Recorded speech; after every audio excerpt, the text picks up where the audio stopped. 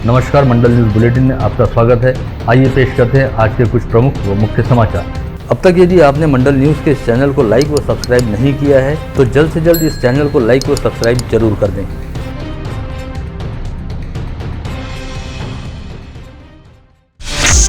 Garhganga police थाना क्षेत्र अंतर्गत केशरभाई लाहौटी कॉलेज के सामने आज दोपहर बाद भीमनगर परिसर में रहने वाले 17 वर्षीय विकास शंकर गायकवाड़ नामक कॉलेज स्टूडेंट की अज्ञात आरोपी द्वारा चाकू से सपासप वार करते हुए हत्या कर दी गई। विकास गायकवाड़ के शरीर पर चाकू के कुल 7 घाव पाए गए हैं, जिसमें से 2 से 3 घाव उसके पैर पर हैं। वहीं उसकी छाती पर चाकू से 4 गहरे घाव मारे गए, जिसकी वजह से विकास गायकवाड़ की घटनास्थल पर ही मौत हो गई। भीमनगर परिसर में रहने वाला विकास शिवाजी मल्टीपर्पज कॉलेज का स्टूडेंट था। विकास की हत्या को लेकर अब तक कोई स्पष्ट वजह सामने नहीं आई है। गढ़गंगा पुलिस मामले की जाँच कर रही है।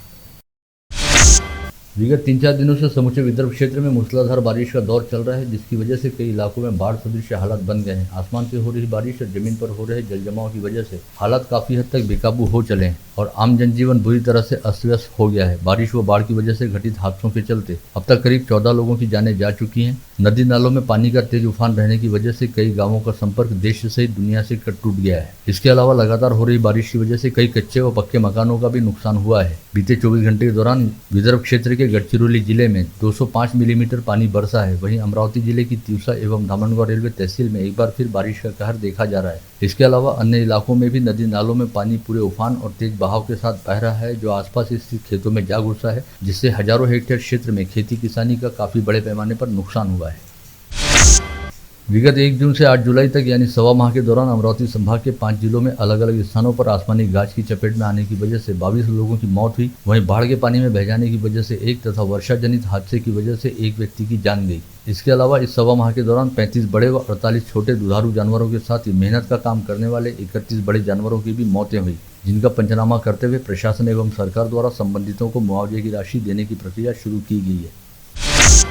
इस समय जिले में चारों ओर चल रही झमाझम और मूसलाधार बारिश की वजह से सभी नदियों में बाढ़ वाली स्थिति बनी हुई है और इन नदियों पर बनाए गए बांधों में बड़े पैमाने पर पानी की आवक हो रही है, जिसकी वजह से बांधों में लगातार जलस्तर बढ़ रहा है। ऐसे में सिंचाई विभाग के साथ साथ संबंधित बांधों पर नियुक्त अधिकारियों द्वारा लगातार बढ़ते जलस्तर पर नजर रखी जा रही है, ताकि जलस्तर की अपेक्षा से अधिक ऊंचा उठने की स्थिति में बांधों से जल निकासी शुरू की जा सके। ऐसे में बांधों से आगे निकलने वाली नदियों व नहरों के किनारे रहने वाले गाँवों व बस्तियों को पहले से ही सतर्कता का आदेश जारी किया गया है।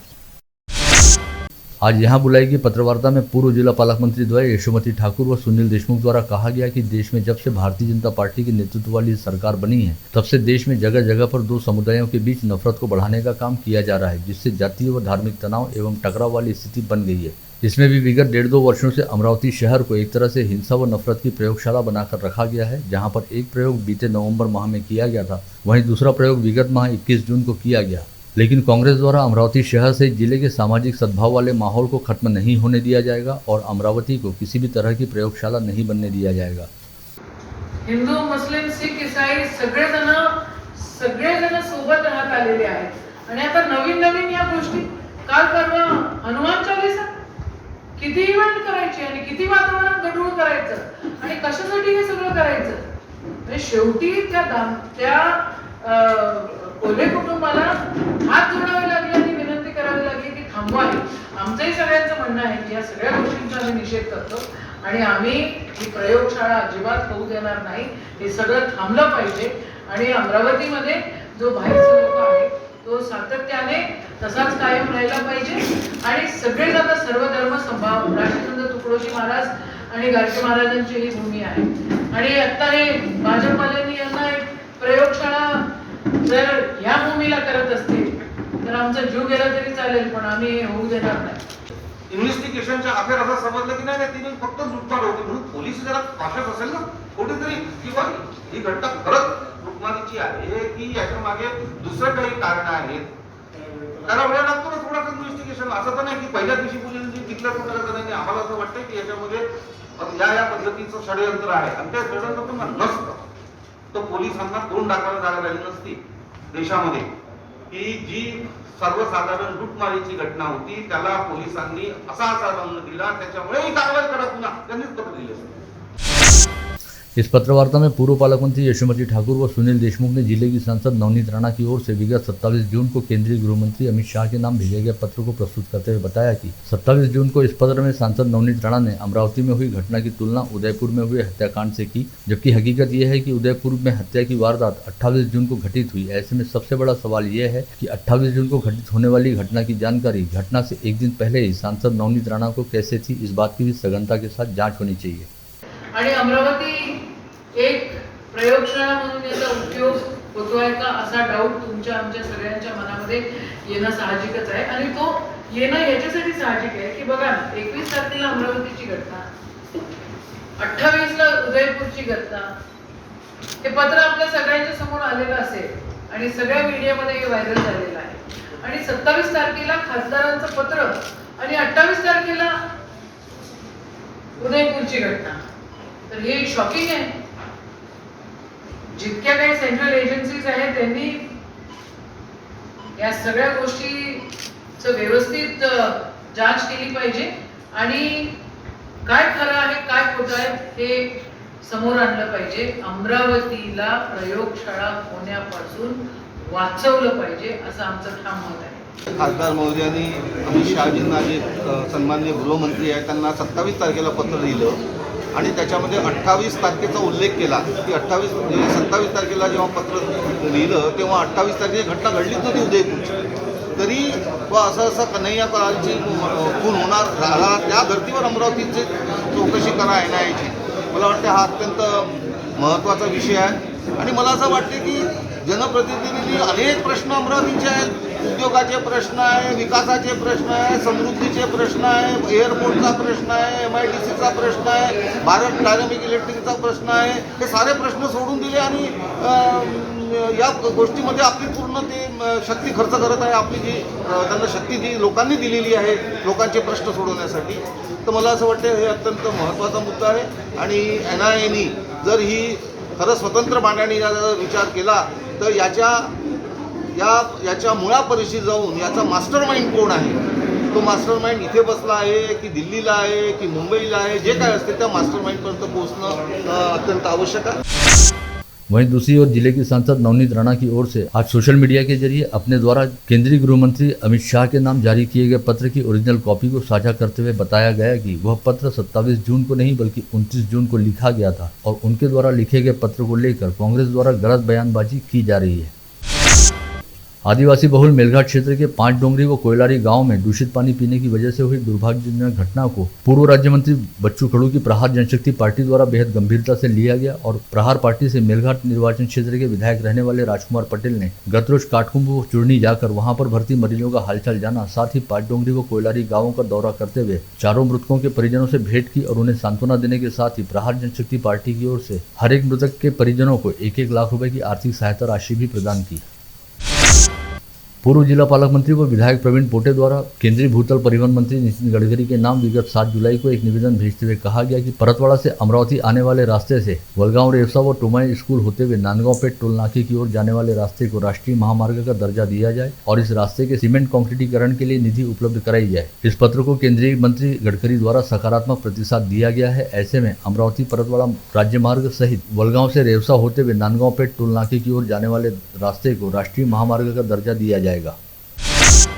इसके साथ ही पूर्व जिला पालक मंत्री व विधायक प्रवीण पोटे पाटिल द्वारा जिलाधीश पवनीत कौर को भेजे गए पत्र में कहा गया कि जिले में विगत कुछ दिनों से मूसलाधार बारिश हो रही है, जिससे कई स्थानों पर बाढ़ सदृश स्थिति पैदा होने के साथ ही कई गांवों में बड़े पैमाने पर नुकसान हुआ है और खेतों में बाढ़ का पानी घुस जाने की वजह से खरीफ फसलों की बुआई बर्बाद हुई है। इन सभी बातों के मद्देनजर तहसील एवं कृषि विभाग ने बाढ़ व बारिश प्रभावित क्षेत्रों का तत्काल सर्वेक्षण व पंचनामा करना चाहिए और प्रभावितों को जल्द से जल्द सानुग्रह व सहायता राशि प्रदान की जानी चाहिए।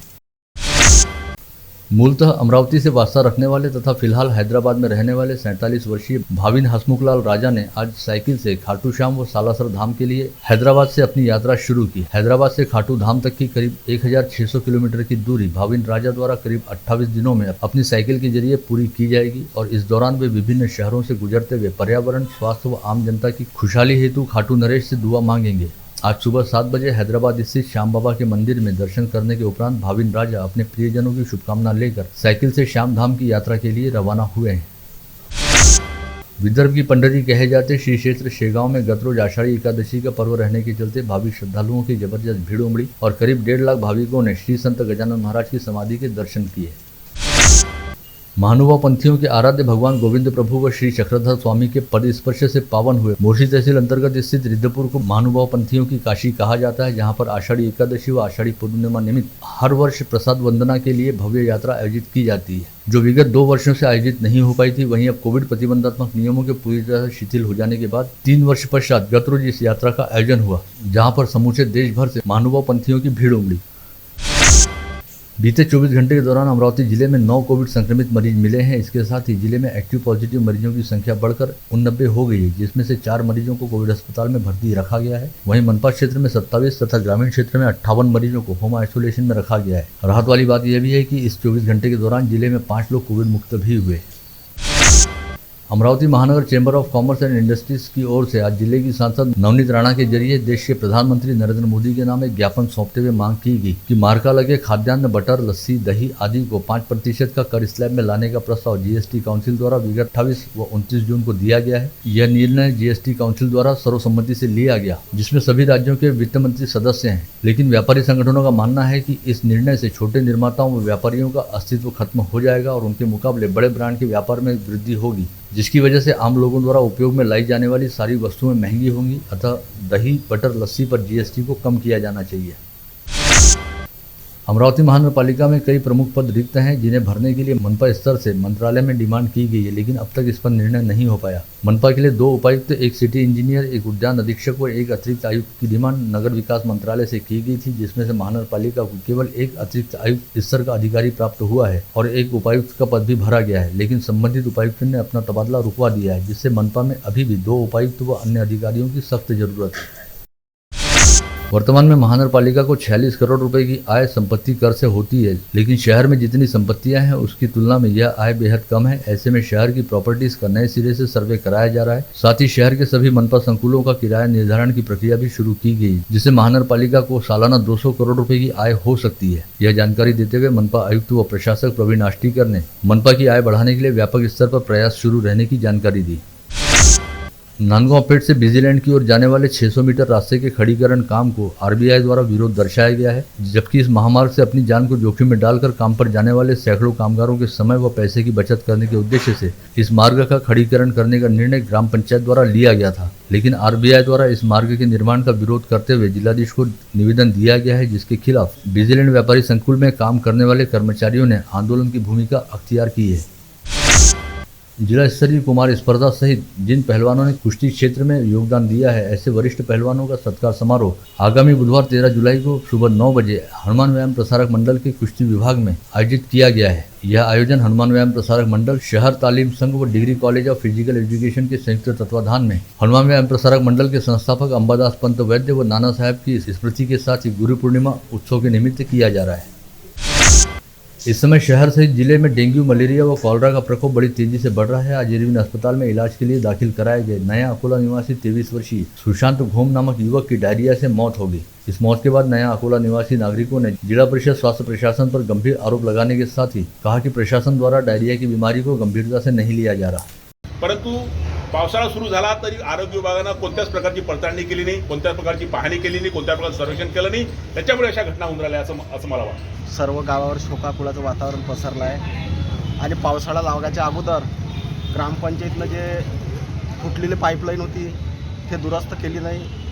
ते दुरुस्त तर केलीच नाही, पण पुन्हा अजून जागेवर असे खड्डे, शोच खड्डे करून ठेवल्याने त्यामधून पाण्याचा दूषित परिणाम होत आहे। त्यामुळं गावात डायरियाची लागण झालेली आहे।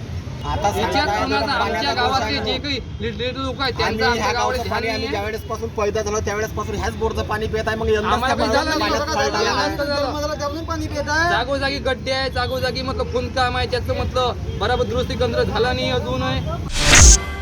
All India fair price shop dealer federation, Maharashtra ration दुकान व केरोसिन अनुमति धारक महासंघ द्वारा 31 मई को हुई बैठक में राष्ट्रव्यापी आंदोलन की घोषणा करते हुए कहा गया, सभी सरकारी राशन दुकानदारों को वर्ल्ड फूड प्रोग्राम अंतर्गत प्रति क्विंटल 440 रुपए का कमीशन दिया जाए या फिर प्रति माह 50,000 रुपए का मानधन दिए जाने की व्यवस्था की जाए। यदि ये दोनों मांगे पूर्ण नहीं होती है तो राशन दुकानदारों द्वारा राष्ट्रव्यापी आंदोलन किया जाएगा। आज यहाँ बुलाई गई पत्रकार परिषद में सनातन संस्था की जिला सेविका विभा चौधरी द्वारा बताया गया कि देश के 154 स्थानों पर 9 भाषाओं में ऑनलाइन गुरु पूर्णिमा महोत्सव का आयोजन सनातन संस्था की ओर से किया जा रहा है, जिसका सीधा प्रसारण यूट्यूब चैनल पर किया जाएगा। अतः सनातन संस्था के प्रति आस्था रखने वाले सभी लोगों ने यूट्यूब चैनल के जरिए इस गुरु पूर्णिमा महोत्सव में शामिल होना चाहिए। अमरावती जिल्ह्यात सुद्धा 4 ठिकाणी मराठी भाषेमध्ये गुरुपौर्णिमा सोहळ्या महोत्सवाचे आयोजन करण्यात आलेले आहे। या 4 गुरुपौर्णिमेची वेळ एकच आहे, ती म्हणजे सायंकाळी 5:30 वाजता। गत रोज श्री ओसवाल जैन संघ की सर्वसाधारण सभा बडनेरा रोड स्थित जैन स्थानक भवन में आयोजित की गई थी, जिसमें समाज से संबंधित विभिन्न विषयों को लेकर चर्चा की गई। साथ ही सभा में अप्रैल 2022 से मार्च 2025 की कालावधि के लिए नई कार्यकारिणी की घोषणा भी की गई। विगत 3 दिनों से धामनगांव रेलवे तहसील में भारी बारिश हो रही है, लेकिन ठेकेदार की लापरवाही के कारण बड़े पैमाने पर खेतों में पानी घुसा है, जिससे किसानों की फसल को भारी नुकसान हुआ है। अतः संबंधित किसानों को नुकसान भरपाई दी जाए, इस आशय की मांग को लेकर धामनगांव रेलवे युवक कांग्रेस ने तहसीलदार व सार्वजनिक निर्माण कार्य विभाग के अधिकारी को ज्ञापन सौंपा। अचलपुर के सरमसपुरा पुलिस थाना क्षेत्र में 27 वर्षीय युवक की एक पति पत्नी द्वारा साथ मिलकर हत्या करने का प्रयास किया गया। इस बारे में पुलिस द्वारा दी गई जानकारी के मुताबिक शिकायतकर्ता युवक व उसकी सहेली भोजन करने के बाद रात के वक्त घूमने निकले थे। इसी दौरान प्रफुल्ल महाजन व उसकी पत्नी ने युवक की सहेली की तरफ देखकर थूका। इस बात को लेकर हुए विवाद में पति पत्नी ने 27 वर्षीय युवक की बेदम पिटाई भी की और उसे निर्वस्त करने का प्रयास भी किया। विगत 28 मई को एक 19 वर्षीय युवती ने खुद को फांसी लगाकर आत्महत्या कर ली थी, जिसके बाद वलगांव पुलिस ने अमरावती निवासी विशाल नामक युवक के खिलाफ धारा 306 के तहत अपराध दर्ज करते हुए कार्रवाई शुरू की है। पता चला है कि इस युवक ने उस 19 वर्षीय युवती को अपने प्रेम जाल में फांसा था और बाद में विवाह करने से इनकार कर दिया था।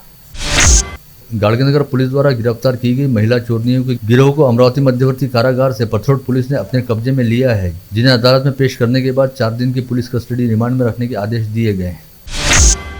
गाड़गनगर पुलिस थाना क्षेत्र के जिजाऊ नगर निवासी सौरभ पोटे के घर में रंगाई पुताई का काम करने वाले मजदूर ने अलमारी में रखे 1,77,000 रुपए के गहने चुरा लिए, जिसकी शिकायत पर पुलिस ने पेंटिंग करने वाले मजदूर के खिलाफ अपराध दर्ज करते हुए कार्रवाई शुरू की।